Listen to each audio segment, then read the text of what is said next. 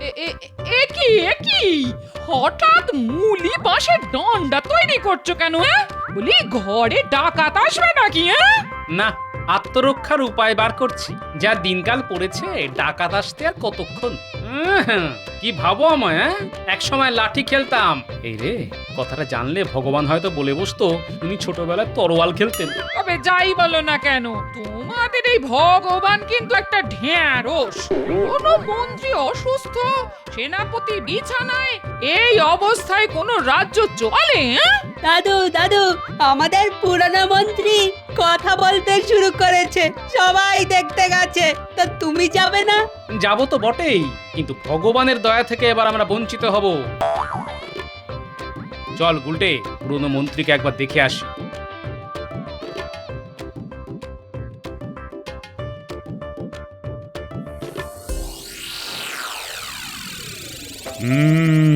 এর চাইতে ভালো খবর আর কি হতে পারে মন্ত্রী? তুমি ফিরে আসবে, তার চাইতে ভালো খবর আর কি হতে পারে? সবই ভগবানের দয়া মহারাজ। ওই নামটা আর উচ্চারণ করো না। আমি আর কি বলবো? তোমার সুস্থ হওয়া উপলক্ষে আমি কাল একটা ভোজ সভার আয়োজন করছি, আর সেটা হবে তোমার বাড়িতে। রাজসভার সবাইকে কিন্তু উপস্থিত থাকতে জানিয়ে দিতে হবে। হ্যাঁ, মন্ত্রীর ফিরে আসাটা আমাদের কাছে খুবই আনন্দের বিষয়। কাল জমিয়ে খাবো। তোমার খাওয়া মানে তো একটা ভোজ সভার সব খাওয়া খেয়ে ফেলা, তবে সেটা করতে যেও না। মহারাজ, খাওয়া নিয়ে দয়া করে আমায় খোঁটা দেবেন না। এই গুণটা আমি অনেক চেষ্টা করে অর্জন করেছি। আমার তো ওই গুণের মধ্যে দুই, খাই আর শুই। এবার আমাদের কি হবে? না খেতে পেয়ে মরবো তো। আরে বাবা, চিন্তা করিস না। আরে বাবা, আমি তো আছি নাকি রে? আপনি তো এখনো কয়েকদিন আছেন, তাই তো? থাকবো না মানে কে তাড়াবে আমাকে? কিন্তু গোপাল তো আপনাকে ছেড়ে দেবে না। হয়তো কালই মহারাজকে বলে আপনাকে তাড়িয়ে দেবে। তখন যা যা, গোপালের কত এলেম তা জানা আছে আমার। গোপাল যদি মহারাজকে ফুসলায়, তবে গোপালকে আমি দেখে নেব। এই শোনো, তোমার এই বড় বড় বাকি না আমি বিয়ের পর থেকেই শুনে আসছি। এতদিন মন্ত্রিত্ব করেও আমায় একটা সীতাহার দিতে পারলে না। আগেই বলেছিলাম গুছিয়ে নাও, গুছিয়ে নাও। এবার বেকার স্বামী নিয়ে আমি বাপের বাড়িতে মুখ দেখাবো কি করে? তার আর কি, এবার আমার বাপের ওপর বসে খাবে, লজ্জাও করে না। লজ্জা আমি পাবো কেন? তোমার বাবা যেভাবে আমার পেছনে পড়ে রইলো, তা দেখে আমার কষ্ট হলো। সত্যি তো, আমি বিয়ে না করলে মেয়েটার তো আর বিয়েই হবে না। এই এই মিথ্যে কথা বলো না, জিভে পোকা পড়বে। আমার বাবাকে কে কে বলেছিল বাড়িতে সোনা মোহরের ছড়াছড়ি, আপনার মেয়ের কোনো কষ্ট হবে না। সেরকমই ছিল। বিয়ের পর সব বুদ্ধি ঘেঁটে গেছে। তবে মন্ত্রী থাকি বা না থাকি, তোমায় সোনার বাজু আমি গড়িয়ে দেবই। কোথা থেকে শুনি? তুমি কি জাদু জানো নাকি? রাজবাড়ি লুট করবো। সেনাপতি এখন নেই, এটাই সুযোগ। এতেও তোমার শিক্ষা হয়নি। এবার কি শুলে চড়ার শখ হয়েছে? শুলের ভয় আমায় দেখিও না। ছোটবেলায় কত শুলে চড়েছি জানো? তোমাদের নাগরদোলার চাইতে অনেক আরামের। আরে ছাড়ুন এসব বাজে কথা। এদিককার খবরটা শুনেছেন? পুরনো মন্ত্রী সুস্থ হওয়ার উপলক্ষে তার বাড়িতে আজ মহারাজ ভোজ সভার আয়োজন করেছেন। ইলাহি ব্যাপার, রাজবাড়ির সবাই যাচ্ছে, এমনকি পাইক বরকন্দাজ। বাড়ি একেবারে ফাঁকা। বলিস কি রে? তবে শেষ কামড়টা দিয়ে আসি বল। পুরো বাড়ি একেবারে ফাঁকা করে দেব, তারপরে জঙ্গলে পগার পার। কি বলিস? হ্যাঁ গো, রানীর ঘর থেকে আমার জন্য হীরের গোটা দশেক মালা নিয়ে এসো তো।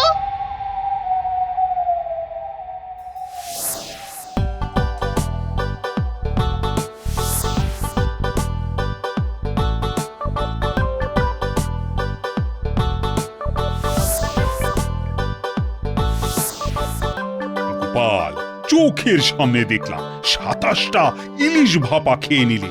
এরপর আছে তো আবার মাংস আর মিষ্টি। একটু বেশি খেয়ে ফেলেছি। ভেবেছিলাম 3টে গোটা পাঁঠা খাবো, তার হবে না। তবে দুটো খাবই। আর মিষ্টি আপনি বরঞ্চ খবর নিন কত হাড়ি দই আর রসগোল্লা এখনো বেঁচে আছে। সে তো বটেই, সে তো বটেই। খাওয়া যে একটা শিল্প তা তুমি প্রমাণ করে দিলে। আচ্ছা, ভগবানকে তো দেখতে পাচ্ছি না। মহারাজ, ভগবানকে কি দেখা যায়? তিনি কোথাও একটা আছেন। না না, ভগবানকে তো আমি এখনো তাড়াইনি। মানে তাড়াবো কি না সেটাই এখনো ঠিক করে উঠতে পারছি না। তাড়াবেন কেন? এমন বুদ্ধিমান লোককে কি কেউ তাড়ায়? তাহলে কোথায় রাখবো ওকে? কেন, আপনার পাশে, কিন্তু পা, হাত আর মুখটা বেঁধে রাখতে। বাবা বাবা বাবা, চমৎকার হবে। কিন্তু ভগবান এলো না কেন বলো তো? দেখুন ওর শাগরেদদের নিয়ে কোনো চক্রান্ত করছে কিনা। সেটাই তো চিন্তার। তবে ওকে চোখে চোখে রাখা কিন্তু খুব দরকার। এই সর্বনাশ, আমার তো পেয়ে গেছে। হ্যাঁ, পেয়ে গেছে? তখন থেকে বলছি এত কেউ না, কেউ না। এবার কি হবে? রাজবাড়িতেই যেতে হবে। আমার বাড়ি অনেকটাই দূর। তাড়াতাড়ি মহারাজ, নইলে আমার একেবারে কাপড়ে চোপড়ে হয়ে যাবে। না, তোমাকে নিয়ে আর পারা গেল না।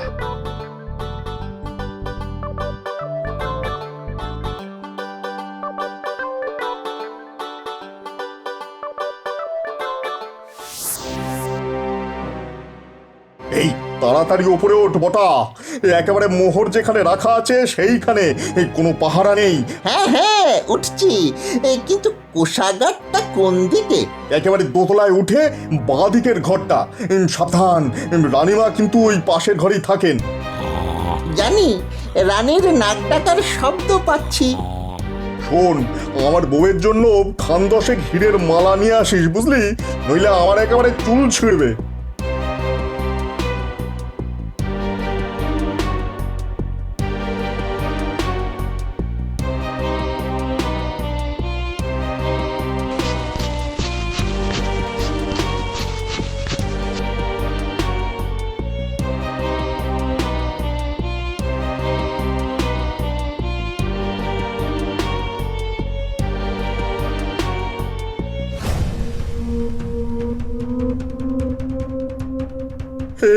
সর্বনাশ হয়ে গেছে রে বটা, মহারাজ আর গোপাল এইদিকেই আসছেন।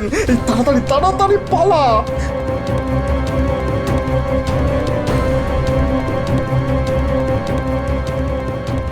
আমরা ঠিক পালিয়ে যাব, আপনি আগে পালান। কি করে পালাবো রে? এই চারিদিকে তো দেওয়াল। দেওয়াল টপকেই পালাতে হবে, আর কোনো রাস্তা নেই। আরে দেওয়ালে চড়বো কি করে? যেভাবেই হোক পারতে হবে, নইলে শুলে চড়তে হবে। হ্যাঁ,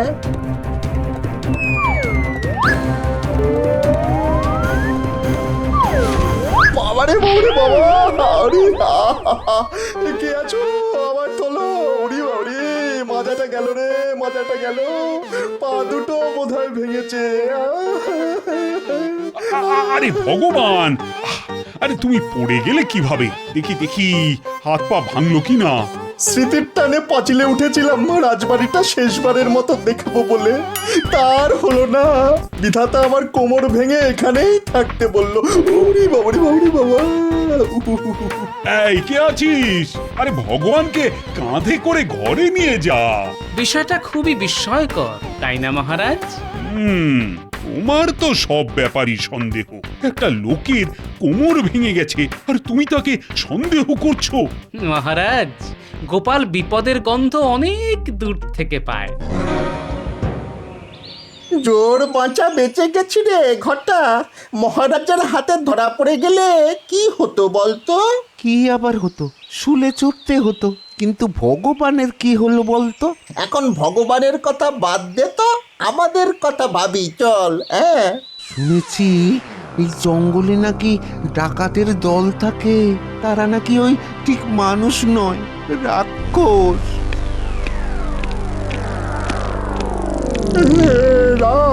রাক্ষস! ঘটা, এবার কি করি রে? রাক্ষস প্রভু, আমাদের প্রাণে মারবেন না। আগে বল, তোরা কে? এই জঙ্গলে কি করতে এসেছিস? পালিয়ে প্রভু। কেন, তুই কি চোর না ডাকাত? আগে ডাকাত হওয়ার সাধ্য নেই, তাই ওই চুরি চামারি করে খাই। শোন, আমরা মাদারিকা, নাম শুনেছিস? আমরা ভোজবাজি দেখিয়ে গ্রামে গ্রামে ডাকাতি করি। আমাদের কোনো অস্ত্র লাগে না। আমাদের ভেলকি দেখে সবাই ঘর বাড়ি ছেড়ে পালায়। আমাদের দেখে কেউ পালায় না প্রভু, উল্টে লোক দেখে আমরা পালাই। খুবই দুঃখের কথা। আপনার শ্রীচরণে আমাদের একটু স্থান দিন প্রভু। দেখ, আমাদের পথ বড় কঠিন পথ, কিন্তু একটা কাজ তোদের দিয়ে হবে। নগরের সব খবর তো তোদের কাছে আসে, আমাদের সেই খবর দিতে পারবি তো? তোরা শুধু আমাকে ঠিকঠাক খবর দিবি, বুঝলি? আজ্ঞে প্রভু, তবে একটা খবর এক্ষুনি দিতে পারি। নগরের সবচাইতে বড় বণিক সোমদত্ত এখন বাড়িতে নেই। সপ্তডিঙা ভাসাবে বলে কোনো একটা দ্বীপে আছে। বাড়িতে কোনো পাহারা নেই। আজ রাতেই একটা চেষ্টা করা যেতে পারে।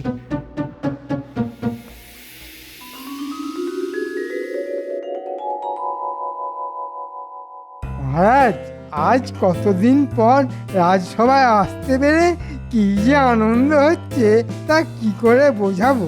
এত সুসংবাদের মধ্যেও একটা দুঃসংবাদ আছে। কাল সোমদত্তের বাড়িতে একটা অদ্ভুত ডাকাতি হয়েছে মহারাজ। হ্যাঁ, সোমদত্তের বাড়িতে ডাকাতি হয়েছে? অদ্ভুত ডাকাতি। যারা ডাকাতি করতে এসেছিল তারা নাকি একতলা বাড়ির মতো লম্বা, তাদের মুখ দিয়ে নাকি আগুন বার হচ্ছিল। যারা দেখেছে তারা বলছে ওরা নাকি রাক্ষস, জঙ্গলে থাকে, ওরা নাকি মানুষ চিবিয়ে খায়। আমিও ওদের কথা শুনেছি। ওদের আটকানো খুব শক্ত। এখন কি যে করি, তবে একটা যজ্ঞ করলে মনে হয় রাক্ষসরা আর ভয়ে আসবে না। ঠিক কথা বলেছে আমাদের মন্ত্রী মশাই। বড় করে একটা যজ্ঞ করতে হবে। মন্ত্র শক্তিকে ওরা খুব ভয় পায়। মন্ত্রটা আমি জানি, ওং রিং রাক্ষসায় নমঃ। এটা 3 বার বললেই রাক্ষস ইঁদুর হয়ে পালাবে। মহারাজ, রাক্ষসরা সোনা দানা হিরে মণি মাণিক্য নিয়ে কি করবে? নিশ্চয়ই বাজারে আলু পটল কিনতে যাবে না। আর ওরা যদি মানুষকেই চিবিয়ে খায় তবে মোহর দিয়ে কি হবে ওদের? আর পণ্ডিত, কোন পুঁথিতেই মন্ত্র পেয়েছো তুমি বলো তো? কেন, রাক্ষস পুরাণ? গোপাল, তোমার এত জেনে কি কাজ বলো তো? আহ গোপাল, এই ব্যাপারটা আমাদের সামলাতে দাও না। কতদিন সমস্যার সমাধান করতে পারিনি। দেখুন রাক্ষস ধরতে পারেন কিনা, তবে দেখবেন আপনাকেই না ওরা চিবিয়ে খেয়ে ফেলে। আচ্ছা, আপনি বিশ্বাস করেন যে সোমদত্তের বাড়িতে রাক্ষসরা হানা দিয়েছে? বিজ্ঞান রাক্ষস খক্ষস বলে কারো অস্তিত্ব স্বীকার করে না। ওরা মানুষ, রাক্ষস সেজে এসেছে, আমি নিশ্চিত। কিন্তু ওরা মুখ দিয়ে আগুন বার করছে কি করে? মুখ দিয়ে বোধহয় নয়, ওদের কাছে নিশ্চয়ই আগুন ছিল। হ্যাঁ, মুখ দিয়ে দাহ্য পদার্থ কোহল ওই আগুনের দিকে ছুঁড়ে দিলে আগুন দাও দাও করে জ্বলে উঠবে। লোকে সেটা দেখে ভাবে যে মুখ দিয়ে আগুন বার হচ্ছে। কিন্তু তারা এত লম্বা হলো কি করে? দেখো গোপাল, লম্বা হওয়াটা কোনো ব্যাপার নয়। নকল পা লাগিয়ে মানুষ তাল গাছের মতো লম্বা হতে পারে। আমি আপনার কথা বুঝেছি। আচ্ছা, আপনার বিজ্ঞান চর্চায় তো কোহল লাগে। রাজবৈদ্য যাকে সুরাসার বলে, সেই কোহল আপনি যতটা পারেন জোগাড় করে রাখুন, খুব শিগগিরই কাজে লাগবে।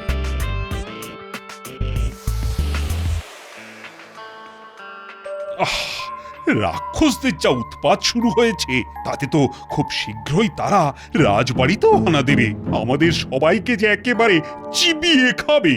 এই কারণেই তো যজ্ঞের কথা বলছিলাম মহারাজ। আপনি আমায় 1,000 স্বর্ণ মোহর দিন, যাতে যজ্ঞের কাজ নির্বিঘ্নে হয়। হ্যাঁ হ্যাঁ, তোমায় অনুমতি দিলাম। আচ্ছা পণ্ডিত, একটা যজ্ঞ করতে 1,000 সোনার মোহর লাগবে কেন? যা বোঝো না তা নিয়ে কথা বলো না। আমি মন্ত্র বলে এই স্বর্ণ মোহর রাক্ষসদের কাছে পাঠিয়ে দেবো। আর মোহর থাকবে এমন বশীকরণ মন্ত্র যে রাক্ষসরা তার কাছে ঘেঁষতেই সাহস পাবে না। ঠিক আছে, বুঝলাম মহারাজ। তবে এই যজ্ঞ হবে জঙ্গলের মধ্যে, যেখানে রাক্ষসরা বাস করে। তাহলে তাদের বশ করা আরো সহজ হবে। কিন্তু যদি আমাদের খেয়ে ফেলে?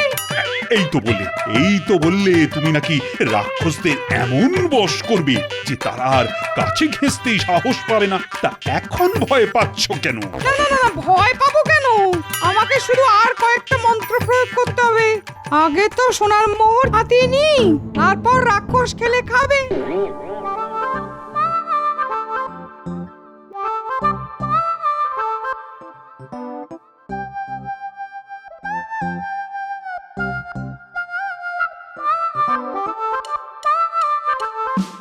ভালোই তো দাম আনলে, 1,000 স্বর্ণমুদ্রা। একাই ট্যাঙ্কে ভরবে, আমার ভাগ দেবে না? তা কখনো হয়? কিন্তু গোপাল যে সব ভেস্তে দিল, জঙ্গলে কেন যোগ্য হবে বলো তো? আরে রাক্ষস টাক্ষস কিছুই নয়, এরা ডাকাত। ভগবানের সাগরেদ বটা ঘটা ভগবানকে না পেয়ে আমার কাছে এসেছিল, সব বলেছে। ওদের বলে মাদারিকা, ভোজবাজিতে ওরা ওস্তাদ। নবাবের সেনারা ঘোড়ায় করে ওদের ধরতে পারে না, লম্বা পায়ের এত জোর। ওরা ওই মোহর চেয়েছে, নইলে নাকি রাজবাড়ি লুট করবে। তাই একটা রফা করেছি, 1 সহস্র মোহর ওদের দিয়ে দেবো, তারপর তা থেকে ভাগ নেবো, আপনাকেও দেবো। বাহ বাহ, চমৎকার ব্যবস্থা করেছে। যাই করো বাপু, আমার ভাগটা কিন্তু চাই।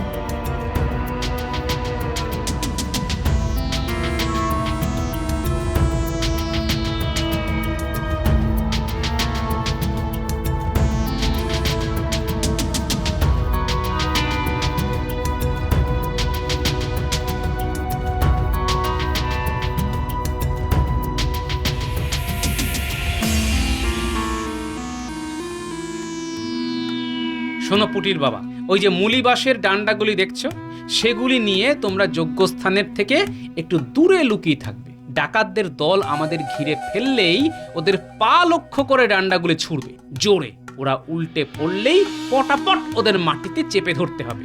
আমাকে কি করতে হবে গোপাল? ধুতির খোঁটায় কোহলের শিশি লুকিয়ে রাখতে হবে। ডাকাতরা আসলেই মুখে কোহল নিয়ে আগুনের চেলা কাঠে কোহল ছুঁড়ে দিতে হবে। পারবে তো? আরে পারবো না মানে? রাক্ষস বা ডাকাত যেই হোক না কেন, আগুনকে ভয় পায় না এমন কেউ নেই। হ্যাঁ,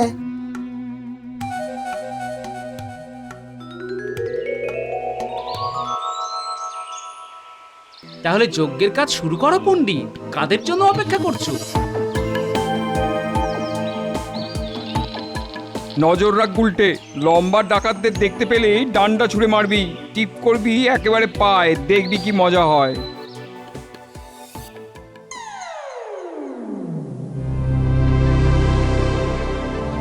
ওরা এবার যজ্ঞ শুরু করবে। তোরা মুখ দিয়ে আগুন ছুঁড়তে ছুঁড়তে হারে রে রে করে তেড়ে যাবি। বটা আর ঘটা এই হট্টগোলের মধ্যে পণ্ডিতের কাছ থেকে সোনার মোহর নিয়ে আসবে, বুঝেছিস? ওং রিং রাক্ষসায় নমঃ, ওং রিং রাক্ষসায় নমঃ। এসে গেছে, এই বেলায় সোনার মোহরগুলি সরিয়ে ফেলি, বটা ঘটা এক্ষুনি এসে পড়বে।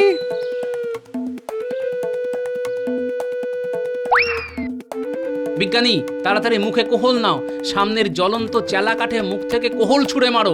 আমিও তাই করছি। হ্যাঁ হ্যাঁ, তাই করছি।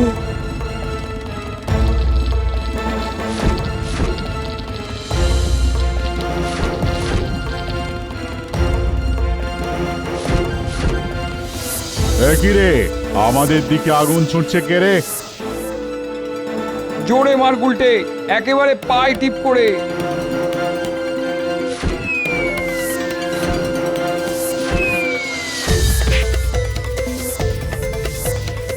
ওরা ভয় পেয়েছে বিজ্ঞানী, টান্ডা খেয়ে মাটিতেও পড়ে গেছে। এখন ওদের ধরতে হবে।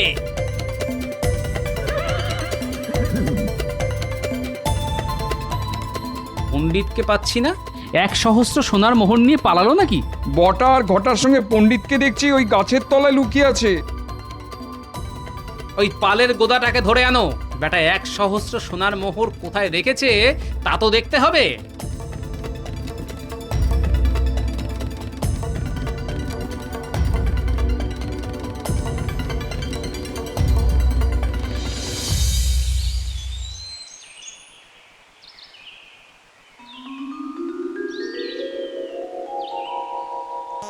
আরে বটা ঘটা যে, এতদিন তো ভগবানের হয়ে চুরি চামারি করতি, এখন পণ্ডিতের হয়ে কাজ করছিস? হ্যাঁ, মোটেই না, শুধু কি আমার হয়ে ওরা কাজ করে নাকি?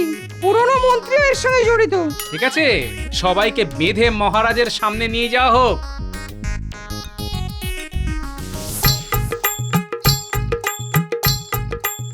এই হলো ব্যাপার মহারাজ। এরা রাক্ষস খোক্ষস নয়, ডাকাত। এদের দলের নাম মাদারিকা।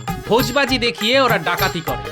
ডাকাতদের যে কি শাস্তি দেব তা জানি, কিন্তু গোপাল ঘরের শত্রু পণ্ডিতকে যে কি করব সেটাই তো বুঝে উঠতে পারছি না। আমার মনে হয় ওদের উপযুক্ত শাস্তি হবে লম্বা বাঁশের ডগায় বেঁধে রাজবাড়ির সামনে দাঁড় করিয়ে রাখা। মহারাজ, আমাকে একা শাস্তি দিলে অন্যায় করা হবে।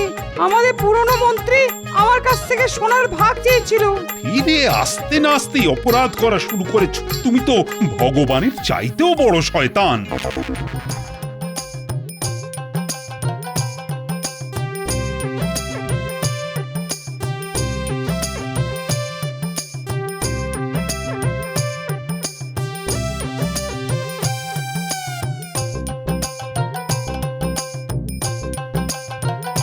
এত বাঁশ তুমি কাকে দেবে? এইমাত্র দিয়ে আসলাম। মহারাজ যা পুরস্কার দিয়েছে তা দিয়ে বাঁশই কিনে আনলাম। জানি না কখন কি কাজে লাগবে। ও, এই যে হেয়ালি করে কথা বলো, বুঝি না বাবা।